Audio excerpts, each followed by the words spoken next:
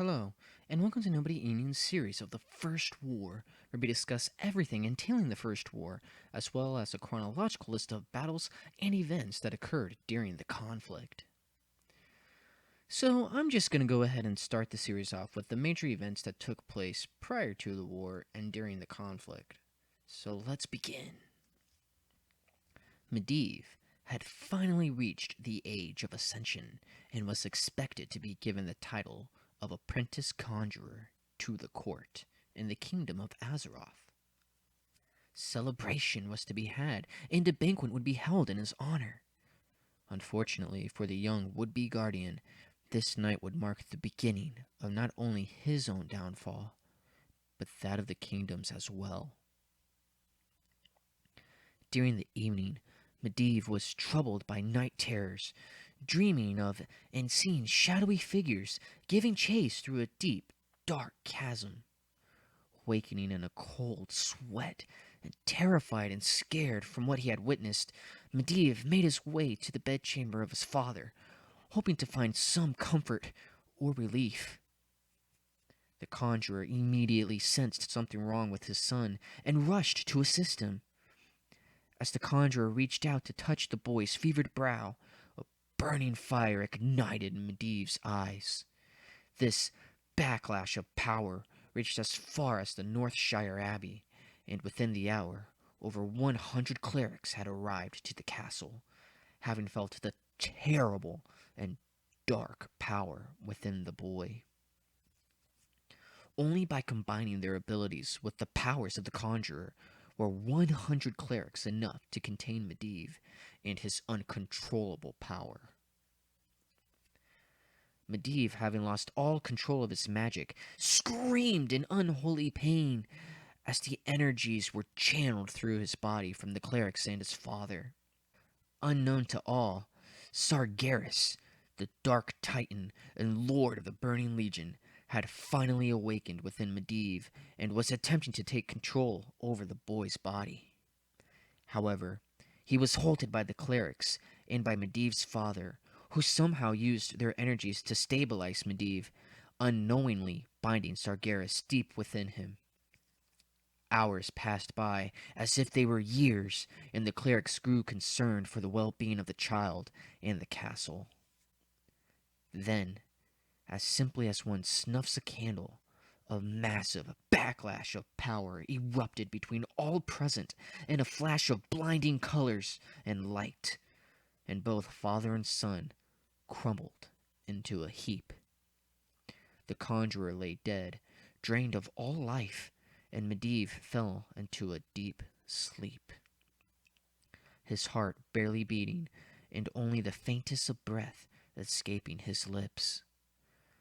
After a long discussion, the king and the abbot of Northshire agreed that Medivh should be taken to the abbey for the safety of both the child and the kingdom. Medivh fell into a coma that night, a coma that would last many long years, and he became nothing more than an expressionless vegetable. Now, this account has gone through revisions multiple times, and it is somewhat still difficult to understand and place within the timeline of the Warcraft universe. Originally, Medivh was in a coma for 6 long years, and later he was said to be in a coma for 20 years. While the length of his coma continues to change, so too did his event of falling into it. Having moved from being 13 to 14 when the event occurred, as well as changing the court and king Agwyn visited prior to Medivh's birth. Medivh's mother Agwyn originally visited the court of King Adamant Rin III and seduced the conjurer Aaron. However, now it is King Adamant's father's court she visited, King Laden Rin. Thus, it is difficult to truly gauge when Medivh was born, when his mother seduced his father, and how far back his birth occurred, as well as his coma, if it occurred before Prince Lane was even born. Some may not understand this, so I'll try to reword it. Medivh was originally raised and brought up around the same time as Prince Lane, and he was a bit younger than Sir Anduin Lothar. Thus, this would mean they were relatively close in age and in birthing. However, if Agwyn was pregnant with Medivh during the time that Lane's grandfather ruled, way before Lane's father was even king, or even expecting a child, then this would mean Medivh would be much, much older than Lane, almost by 2, if not 3 decades. Perhaps this was done to give the 20-year period more time and to be more accurate, giving it a more accurate estimation in the world. It could have been done so that people in the Warcraft universe completely forgot about Medivh, as he was in a coma for a few decades, and thus surprising everyone when he finally reappeared at the ascension of Prince Lane and during his celebration ceremony. We really don't know. One can speculate many things. It's just unfortunate, but this remains to be a problem and causes complete and utter confusion regarding this specific event. Thus, for the purposes of this playlist, and yes, I am well aware of some of the discrepancies within it, such as how long the coma lasted, among some other things, we're going to use the 6-year method to help place things within their timeline, as we will be attempting to see things as they originally were, before Blizzard retconned things. However, officially it is stated that Medivh's coma lasted a total of 20 years, thus rewriting the original history and established lore. In the end, though, all that really matters is the fact that he fell into a coma that lasted for many long years.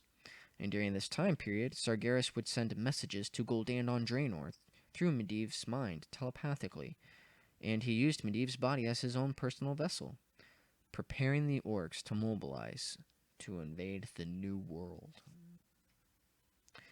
And that's it for today, guys. This concludes Medivh and the Mental Assault. Thank you for watching today's episode in this series. If you want to see more episodes and series, please subscribe to my channel and like this video. If you have any questions, comments, or concerns, please feel free to message me. Also, don't forget about our Facebook page that is up and running. The link to that is in the About box. Until next time, I will see you on the next episode.